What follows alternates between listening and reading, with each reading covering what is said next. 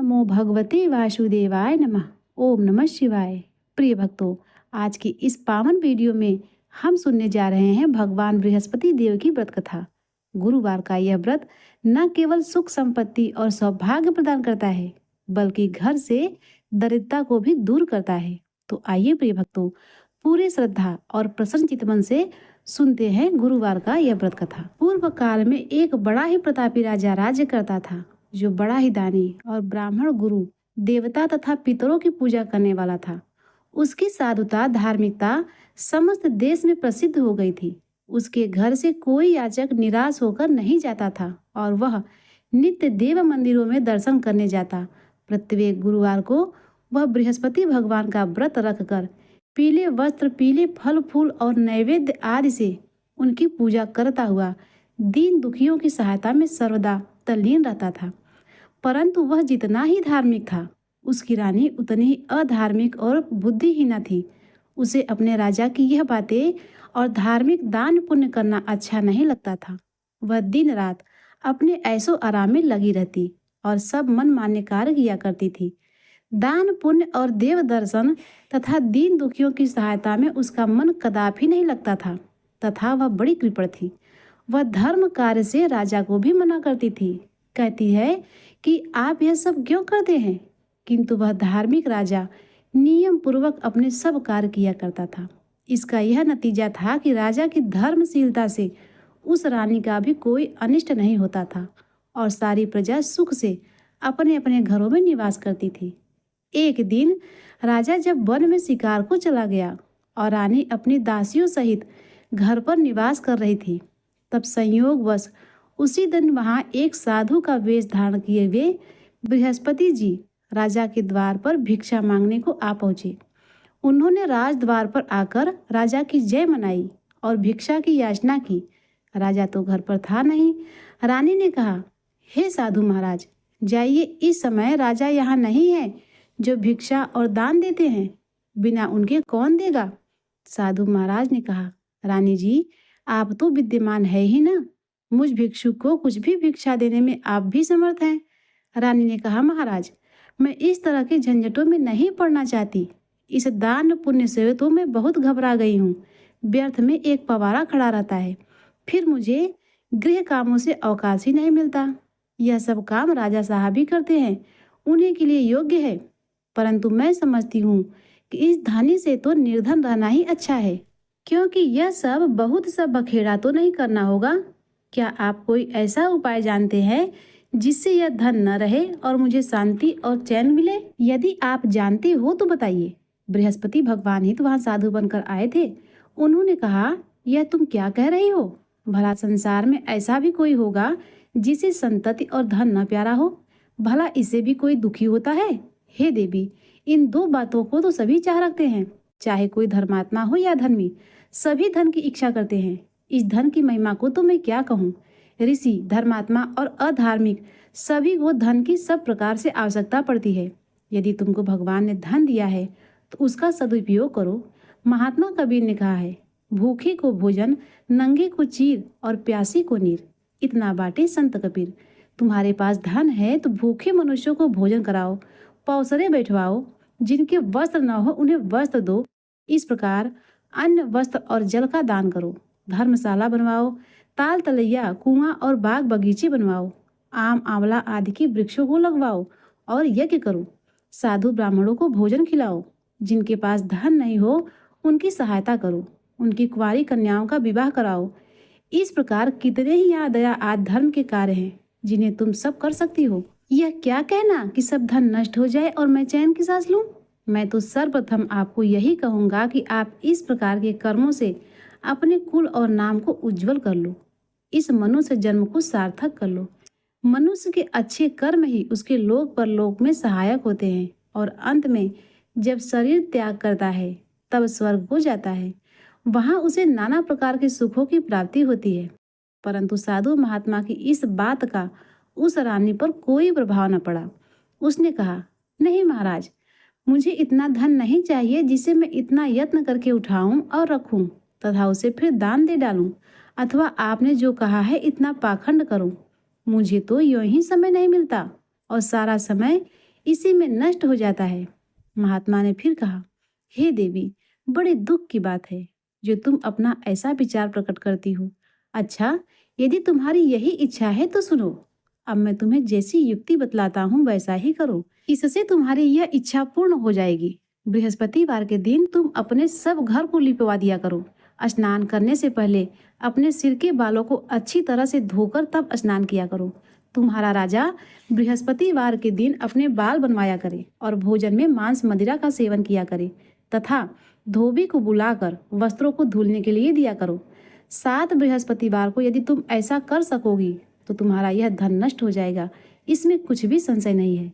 यह कहकर वह महात्मा तो चले गए और रानी ने उस बात को अपने मन में रख लिया। उसने बृहस्पतिवार के दिन वैसा ही किया। फिर तो बृहस्पति देव उस पर कुपित हो गए और 3 बृहस्पतिवार पूरा होते होते उसका राजपाट आदि सब नष्ट हो गया। यहाँ तक कि रानी के घर में खाने तक का ठिकाना न रहा। उसके सुख चैन के दिन दूर हो गए। दोनों समय की कौन कहे, एक समय के खाने के लाले पड़ गए। तब राजा ने व्याकुल होकर रानी से कहा, हे रानी जी, आप तो यहाँ रहिए, परंतु अब मुझसे यहाँ नहीं रहा जाएगा, क्योंकि यहाँ तो मुझको सब लोग जानते हैं, जिससे कोई उपाय से या कोई काम धंधा करके भी अपनी जीविका में नहीं चला सकता। इसीलिए किसी दूसरे देश में जाऊंगा, जहाँ मैं खाने पीने का कोई धंधा नौकरी करके अपने दिन व्यतीत करूंगा। कहा भी गया है, देश चोरी परदेश भिक्षा। शास्त्र में कहा गया है कि दूर चले जाने पर मनुष्य का दुर्दिन दूर हो जाता है। यह कहकर राजा ने घर छोड़ दिया और दूर परदेश में चले गए। परंतु वहां से भी कुछ अच्छी बुद्धि न प्राप्त हुई तो वन में जाकर वह लकड़ियां काट कर शहर में लाकर बेचते और उससे जो कुछ मिल जाता उसी को ले वह किसी तरह अपना पेट पालन कर लेते। इधर रानी भी अपने घर पड़े पड़े उपवास करती, कपड़े लत्ते से फटे हाल पड़ी रहती। किसी दिन इधर उधर से कुछ पा जाती तो खा लेती और नहीं तो केवल पानी पीकर सोई रहती और मारे भूख के करवट बदलकर रात काट लेती। इस प्रकार उसकी यह दशा हो गई कि कई दिन तक उसे खाने को कुछ नहीं मिला और मारे भूख के दम घुटने लगा। तब उसने अपनी एक दासी को बुलाकर कहा, तुम हमारी पुरानी दासी हो, इस समय तुम हमारी इतनी सहायता करो कि हमारी बहन के यहाँ जाकर उससे हमारा दुख कहकर हमारे लिए सहायता में कुछ अन्न मांग लाओ। हमारी बहन नेक और धनवान है, वह अवश्य ही हमारी सहायता करेगी। यदि वह कुछ सहायता कर देती है तो हमारे कुछ दिन खाने पीने के हो जाएंगे, नहीं तो 10-5 सेर बेझड़ ही मांग लाना। दासी उसकी बहन के घर गई। जिस समय वह दासी उसकी बहन के पास पहुंची, उसी समय वह बृहस्पतिवार का व्रत किए कथा सुनने को बैठी थी। उसने उसी समय कहा, हे रानी, मैं आपकी बहन के पास से आई हूँ। आपकी बहन इस समय बड़े कष्ट में है, आप उनकी कुछ सहायता करें और नहीं तो 10-5 सेर बेझड़ ही उनके लिए दे देवे तो कुछ दिन कट जाएंगे। दासी ने कई बार कहा, परंतु रानी ने ध्यान नहीं दिया और कुछ न बोली, क्योंकि वह मौन भाव से एकाग्रचित्त हो बृहस्पति भगवान की कथा सुनने में लीन थी। जब रानी कुछ न बोली तो वह मन में उदास हो अपने घर को लौट उस रानी के पास चली आई जिसने उसे भेजा था और आकर रानी से कहा कि आपकी बहन तो बड़ी घमंडी है, वह सहायता और बेझड़ क्या देती, उसने तो मुंह से एक बात भी नहीं की। उसे सुन रानी ने कहा, यह उसका दोष नहीं है, यह सब अपने बुरे दिन की बात है। जब बुरे दिन आते हैं तो तिड़ भी पहाड़ बन जाता है और मित्र भी शत्रु हो जाते हैं तथा कोई भी उस दुखी का साथ नहीं देता। इधर तो यह बात हुई। उधर जब रानी बृहस्पति की कथा सुनकर उठी तो उसे ख्याल हुआ कि मेरी बहन की दासी आई थी और व्रत की कथा सुनने में मैंने उससे कुछ भी बात नहीं की। इस बात को विचार कर वह किंचित शांत रही और जब भक्ति भाव से पूर्ण सप्रेम विष्णु भगवान का पूजन किया। उसने भगवान की पूजा की, विसर्जन कर वह सीधे अपनी बहन के घर चली गई और कहा, हे बहन, तुम्हारी दासी मेरे पास गई थी, परंतु मैं बृहस्पति का व्रत किए बैठी थी और मौन भाव से कथा सुन रही थी। उस कथा में जब तक कथा पूरी न हो जाए बोला नहीं जाता और न वहां से उठा ही जाता है। इस कारण वह लौट आई और कहो बहन, उसे आपने मेरे पास किस लिए भेजा था? तब रानी बोली, बहन, मेरे पास अन्न नहीं था, तुम तो जानती हो इधर हमारे घर की दशा बड़ी शोचनीय हो गई है, इसीलिए मैंने दासी को तुम्हारे पास 5 सेर बेझड़ लेने को भेजा था, परंतु वह खाली हाथ लौट आई। मैंने सोचा कि तुम किसी काम में फंसी होगी, जिससे दासी को यूं ही लौटा दिया होगा। रानी बोली, नहीं बहन, उसने तो मुझसे कुछ भी नहीं कहा था, परंतु यह क्या बात है, मैं तो समझती हूँ कि तुम्हारे घर में ही बेझड़ मौजूद है। तुम अपने घर में फिर से देखो। अपनी बहन के ऐसा कहने पर रानी ने जब घर जाकर देखा तो बेझड़ से भरा हुआ एक घड़ा मिला। अब तो वह रानी और बांदी बहुत खुश हुए। बांदी ने कहा, हे रानी, यूं तो भोजन के अभाव में हम लोग नित्य ही व्रत करते हैं।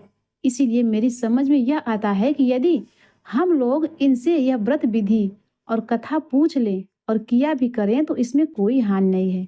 तो रानी ने कहा, हाँ हाँ, वो अवश्य ही पूछ लिया जाए।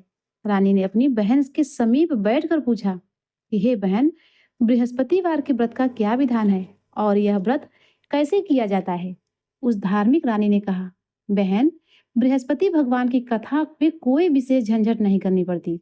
केवल चने की दाल और मुनक्का से विष्णु का केले की जड़ में पूजन करना चाहिए तथा वहां दीप दान भी करें, अर्थात दीपक जलावें। उस दिन पीले भोजन करें और कहानी सुने। ऐसा करने से गुरु बृहस्पति प्रसन्न होते हैं। उनकी प्रसन्नता से अन्न, धन और पुत्र की प्राप्ति होती है तथा मनुष्य की सब कामनाएं पूर्ण हो जाती हैं। यह सुनकर उस रानी और दासी दोनों ने निश्चय किया कि बृहस्पति का व्रत अवश्य ही करेंगे। जब 7 दिन के बाद बृहस्पतिवार का दिन आया तो उन दोनों ने व्रत किया। तब चना और गुड़ कहाँ मिले? इसके लिए उन्होंने घुड़साल में प्रवेश किया और वहां से जाकर चना और गुड़ बीन कर ले आई और उस चने की दाल बीन कर गुड़ सहित जाकर केले की जड़ में विष्णु भगवान की पूजा की। इस प्रकार उन्होंने व्रत कर लिया। परंतु पीला भोजन कहाँ से प्राप्त हो? बिचारी रानी और दासी दोनों ही बड़ी दुखित हुए। परंतु व्रत के प्रभाव से भगवान बृहस्पति तो बड़े ही प्रसन्न थे। इसीलिए थालों में पीला भोजन लिए भगवान स्वयं उपस्थित हुए और दासी को देखकर बोले, यह तुम्हें और तुम्हारी रानी दोनों के लिए है। अब इसी को भोजन करना। दासी प्रसन्न हो वह भोजन रानी के पास ले गई और सब बातें कहकर भोजन दिया। बांदी और रानी दोनों ने बड़ी प्रसन्नता से भोजन किया। फिर तो वह हर बृहस्पतिवार को व्रत रखती और देवगुरु बृहस्पति के लिए भगवान विष्णु की पूजा करती। इस पूजा से वह फिर रानी हो गई। उसके घर में ज्यों की त्यों सारी संपदा भर गई। दासी भी बड़ी धनवान हो गई।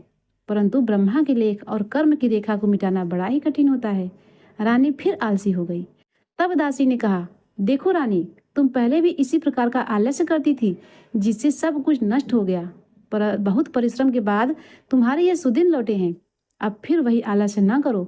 दीन जनों को दान देकर सब पुण्य कर्म करो। भूखों को भोजन और प्यासों को पानी दो। पौसरे बैठवाओ। ब्राह्मणों को दान, मान, सम्मान और भोजन दो। रानी ने फिर खूब सुकर्म किया। उसका यश फैल गया। वह अपने पति राजा के लिए चिंता में पड़ी कि राजा कैसे होंगे। उसने गुरु बृहस्पति से राजा के मिलने की प्रार्थना की। भगवान ने रात्रि में राजा को स्वप्न दिया। राजा प्रातःकाल होते ही अपने देश को चला। मार्ग में उसकी बृहस्पति देव से भेंट हो गई। उन्होंने राजा से अपना व्रत पूर्ण करने को कहा। व्रत में चने की दाल और गुड़ सहित केले की जड़ में भगवान विष्णु की पूजा करने को कहा। राजा ने कहा, मैं तो लकड़हारे का काम करता हूँ, इतना पैसे कहाँ पाऊंगा जो यह सब विधि विधान से करूंगा। और मुझे गुरुवार व्रत में कौन सी कथा पढ़नी चाहिए मुझे यह भी नहीं पता। तब साधु के वेश में आए बृहस्पति ने कहा, अगले बृहस्पतिवार को व्रत करके तुम देखो तो सही, तुमको रोज से 2 गुना धन मिलेगा। और रही बात व्रत कथा की, वो इस प्रकार है, ध्यान पूर्वक सुने। पूर्व काल में एक बड़ा ही गरीब ब्राह्मण था। उसको कोई संतान न थी, कारण कि उसकी स्त्री बड़ी मलिन स्वभाव की थी। प्रातः सोकर उठते ही वह सर्वप्रथम भोजन करती, फिर दूसरा कार्य करती। यह देखकर वह ब्राह्मण बड़ा दुखी रहता। कुछ समय बाद उसकी स्त्री को एक कन्या उत्पन्न हुई। वह कन्या एक कन्या रत्न थी। वह कन्या ज्यों-ज्यों बड़ी हुई उसका स्वभाव निखरता गया। नित्य प्रातः उठते ही नित्य कर्म कर स्नान आदि करती और भगवान विष्णु की पूजा के साथ प्रति बृहस्पतिवार को गुरु बृहस्पति का व्रत भी किया करती थी। जब वह विद्यालय में पढ़ने जाती तो अपने हाथ में एक मुट्ठी जौ भर कर ले जाती और मार्ग में डाल देती। उसके सब जौ सोने के हो जाते और जब वह पढ़कर लौटती तो उन्हें बीन कर अपने घर ले आती। एक दिन वह बालिका जवों को सूप में रखकर फटकने लगी। तब उसके पिता ने कहा, बेटी, सोने के जवों को फटकने के लिए सोने का सूप भी तो होना चाहिए। उसके दूसरे बृहस्पतिवार का दिन पड़ता था। उसने नित्य की भांति गुरु बृहस्पति का व्रत किया और एक मुट्ठी जौ ले जाकर मार्ग में छींट दिया तथा कहा कि हे गुरु, यदि मैं सच्चे मन से आपका व्रत करती हूँ तो उसके प्रताप से आप एक सोने का सूप भी दीजिए। जब वह कन्या पाठशाला से लौटकर जौ बटोरने लगी तो गुरु बृहस्पतिवार की कृपा से उस दिन उसे सोने का सूप भी मिल गया। दूसरे दिन जब वह कन्या सोने के में सोने के जवों को फटक कर साफ कर रही थी तो उसी समय उस शहर का राजकुमार उधर से आ निकला। वह उस कन्या को देखकर और उसके रूपशील एवं गुणों को देखकर उस पर मोहित हो गया और अपने घर पर जाकर बीमारी का बहाना करके लेट गया। जब यह समाचार उसके पिता को मिला तब रानी ने आकर उससे उसकी बीमारी का कारण जानना चाहा। तो राजकुमार ने बताया कि मुझे कोई रोग या कष्ट नहीं है, मैं केवल यही चाहता हूँ कि जो राजकन्या सोने के जवों को सोने के सूप में रखकर फटक रही थी उसी से मेरा विवाह हो जाए।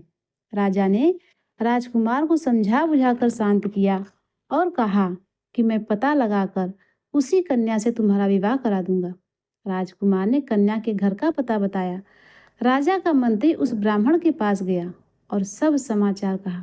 ब्राह्मण ने सविधि अपनी कन्या राजकुमार को दे दी। कन्या के जाते ही ब्राह्मण पूर्व की तरह दरिद्र हो गया। अन्न वस्त्र से दुखी उसका एक एक दिन मुश्किल से व्यतीत होने लगा। एक दिन वह दुखी पिता अपनी कन्या से भेंट करने को गया। कन्या अपने पिता की दीनता को देखकर बोली, पिताजी आप मेरी माताजी को यहाँ लिवा लाइए, मैं उनको वह युक्ति बतलाऊंगी जिससे आपकी गरीबी सर्वदा के लिए दूर हो जाएगी। ब्राह्मण घर गया और अपनी पत्नी को कन्या के घर लिवा गया। कन्या ने जब अपनी माता को समझाते हुए कहा कि माताजी आप प्रातः उठकर नित्य क्रिया से निवृत्त होकर स्नान आदि करके भगवान विष्णु की पूजा किया करें तो आपके घर की सारी दरिद्रता दूर हो जाएगी, परंतु उसने ध्यान नहीं दिया और पहले की भांति उठकर बच्चों का जूठन खा लेती है। और यह सब सुनकर और देखकर पुत्री थी उसको बड़ा दुख हुआ और उसने जाकर अपनी माँ को काल कोठरी में बंद कर दिया और प्रातः निकाल कर स्नान पूजा पाठ आदि करवाया। इससे उस ब्राह्मणी की बुद्धि ठीक हो गई और वह बृहस्पतिवार को व्रत करने लगी। बृहस्पति भगवान के व्रत से वह ब्राह्मण धनवान और सुखी हो गया तथा मरने पर वे पति पत्नी स्वर्ग के सुख को प्राप्त हुए। उधर वह राजा जो लकड़ारे का कार्य करके अपनी जीविका चलाता था और साधु महात्मा के कथन से जब बृहस्पति का व्रत किया तो उसके लकड़ी के व्यापार में दूना चौगुना लाभ होने लगा, परंतु किसी एक दो बृहस्पतिवार का व्रत उसने नहीं किया तो गुरु बृहस्पति की नाराजगी से उसे बड़ा कष्ट हुआ। उस दिन उस नगर के राजा ने यज्ञ किया जिसमें उसने यह घोषणा कर दी कि कोई मनुष्य अपने घर में भोजन न करे, न कोई अग्नि जलावे, सभी मेरे घर पर आकर भोजन करे। जो इस आज्ञा का पालन नहीं करेगा उसे फांसी पर लटका दिया जाएगा। राज आज्ञा से सभी लोग भोजन करने को गए। वहीं एक लकड़हारा कुछ देर से पहुंचा, इसीलिए राजा अपने घर पर लिवा गए और जब भोजन करा रहे थे तो रानी की दृष्टि खूंटी पर पड़ी जिस पर 9 लखा हार टंगा हुआ था। वह न दिखा तो रानी ने सोचा कि इसी मनुष्य ने मेरा हार चुरा लिया है। फिर उसी समय उसको जेल खाने में डाल दिया गया। जब राजा जेल खाने में गया तो विचार करने लगा कि यह तो न जाने मेरे किस जन्म का दुष्कर्म था जिससे मुझे यह दुख प्राप्त हुआ है। उसी समय बृहस्पति जी साधु के वेश में उसके समक्ष आए और कहा, तुमने बृहस्पति जी का व्रत नहीं किया, इसी से तुमको यह दुख प्राप्त हुआ है। खैर अब कल ही बृहस्पतिवार है, इसी जेल खाने के फाटक पर तुमको पड़ा हुआ 4 पैसा मिलेगा, उसी से तुम व्रत कर अपना पूर्ण कर लेना। और उधर राजा को यह स्वप्न दिया कि हे राजन, तुमने जिस व्यक्ति को जेल खाने में भेजा है वह सर्वथा निर्दोष है और वह राजा है, उसको छोड़ दो। रानी का हार खूंटी पर है, यदि नहीं छोड़ोगे तो तुम्हारे राज्य नष्ट हो जाएगा। राजा ने स्वप्न देखकर सवेरे उठकर देखा तो हार खूंटी पर ही दिखाई दिया। उसे देखकर राजा ने प्रसन्न होकर लकड़हारे को बुलाकर क्षमा मांगी तथा उसे राजा के योग्य सुंदर वस्त्र आभूषण देकर विदा कर दिया।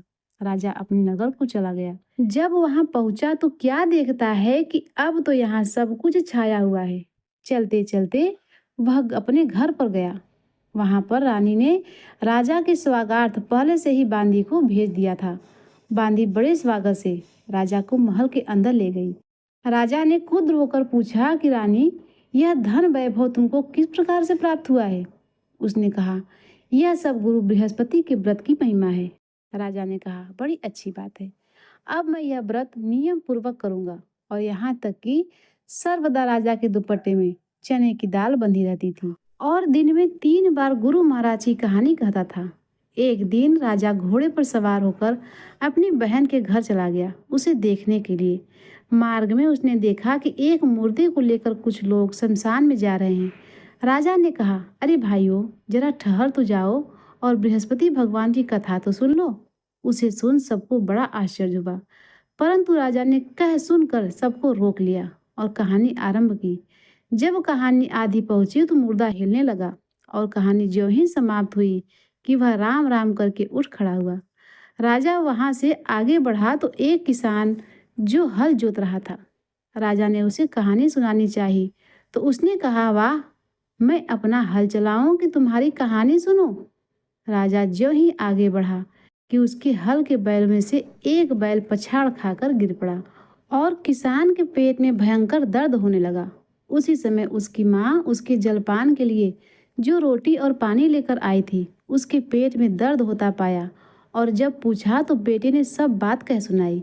बुढ़िया ने दौड़कर उस घुड़सवार राजा को बुलाया और कहा, मैं आपकी कहानी सुनूंगी, मुझे सुनाओ। राजा बुढ़िया के खेत पर कहानी सुनाने को लौट आया और जो ही कहानी कहने लगा कि उस किसान का बैल उठ खड़ा हुआ तथा किसान के पेट का दर्द भी बंद हो गया। राजा अपनी बहन के घर आया।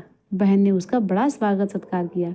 समाचारों के आदान प्रदान तथा परस्पर वार्तालाप करते हुए सुख से सोकर सबने रात्रि व्यतीत की। दूसरे दिन सवेरा होने पर राजा उठा तथा अन्य सभी लोग उठकर अपने कामकाज में लग गए। तब राजा, जो गुरु बृहस्पतिवार का बड़ा ही भक्त था, उसने अपने बहन से कहा कि हे बहन, बृहस्पति की कथा किसी ऐसे मनुष्य को सुनाना चाहता हूँ जिसने भोजन न किया हो। बहन ने कहा, भैया, यहाँ बहुत तड़के ही सब लोग भोजन कर लेते हैं, फिर भी मैं तलाश करती हूँ। उसने देखा कि पड़ोस में जो कुम्हार रहता है उसका बेटा बहुत बीमार था, जिससे 3 दिन से उसके घर वालों ने मारे दुख के भोजन नहीं किया। रानी ने कुम्हार से कहा कि तुम मेरे भाई से गुरु बृहस्पति की कहानी सुन लो, क्योंकि तुम लोगों ने अभी तक भोजन जलपान कुछ भी नहीं किया है। कुम्हार ने कहा, बहुत ठीक। राजा से कहानी सुनने को आया। राजा ने उसके घर जाकर बृहस्पति जी की कहानी सुनाई। उसके प्रताप से उसके लड़के की सारी बीमारी दूर हो गई और उसे आराम हो गया। सभी लोगों ने राजा की जय जयकार किया। दूसरे दिन जब राजा अपने घर को चलना चाहा तो उसने अपनी बहन से चलने को कहा। बहन ने अपनी सास से जो ही आज्ञा मांगी तो उसने कहा, अच्छा तू जा, परंतु अपने बच्चे लोग को न ले जाना, क्योंकि तेरा भाई संतान रहित है। तब बहन ने अपने भाई से कहा कि भैया, मैं तो चलूंगी, परंतु मेरे बच्चे लोग नहीं जा सकेंगे, क्योंकि माता जी की आज्ञा नहीं है। राजा बोला, जब बच्चे ही नहीं जाएंगे तब तुम ही चलकर क्या करोगी? निदान राजा ने अपने घर को लौटाया और राजा ने अपनी रानी से कहा, मैं निसंतान हूँ, जिससे सब लोग मुझसे परहेज करते हैं। रानी ने कहा, घबराइए मत, बृहस्पति भगवान की कृपा से हमें भी संतान की प्राप्ति होगी। फिर तो उसी रात्रि में राजा को संतान प्राप्त होने के लिए स्वप्न हुआ। रानी गर्भवती हुई और ठीक 9वें महीने में उसे पुत्र की प्राप्ति हुई। रानी की बहन भी आई और वे सब लोग भी जो उनके संतानहीन होने से घृणा करते थे, वे लज्जित हुए और घर आकर खान पान में सम्मिलित हो राजा रानी की बधाई देने लगे। इस प्रकार बृहस्पतिवार का व्रत करने से गुरु बृहस्पति मनुष्य की सब कामनाएं पूर्ण कर देते हैं। बोलो बृहस्पति भगवान की जय, विष्णु भगवान की जय। प्रिय भक्तों, अब आइए सुनते हैं बृहस्पति देव जी की आरती। ओम जय बृहस्पति देवा, जय बृहस्पति देवा, छिन छिन भोग लगाऊं कदली फल मेवा। ओम जय बृहस्पति देवा, प्रभु जय बृहस्पति देवा, तुम पूर्ण परमात्मा तुम अंतर्यामी, जगत पिता जगदीश्वर तुम सबके स्वामी। ओम जय बृहस्पति देवा, प्रभु जय बृहस्पति देवा, चरणामृत निज निर्मल सब पातक हरता, सकल मनोरथ दायक कृपा करो भरता। ओम जय बृहस्पति देवा, प्रभु जय बृहस्पति देवा। जो कोई आरती तेरी प्रेम सहित गावे, हे गुरु मन लगा के गावे, कष्ट हरो तुम उनके मन इंचित फल पावे। ओम जय बृहस्पति देवा, जय बृहस्पति देवा। तन मन धन अर्पण कर जो जन शरण पड़े, प्रभु प्रकट तब होकर आकर द्वार खड़े। ओम जय बृहस्पति देवा, प्रभु जय बृहस्पति देवा। दीन दयाल दया निधि भक्तन हितकारी, पाप दोष सब हरता भव बंधन हारी। ओम जय बृहस्पति देवा, प्रभु जय बृहस्पति देवा। सकल मनोरथ दायक सब संशय टारो, विषय विकार मिटाओ संतन सुखकारी। ओम जय बृहस्पति देवा, प्रभु जय बृहस्पति देवा।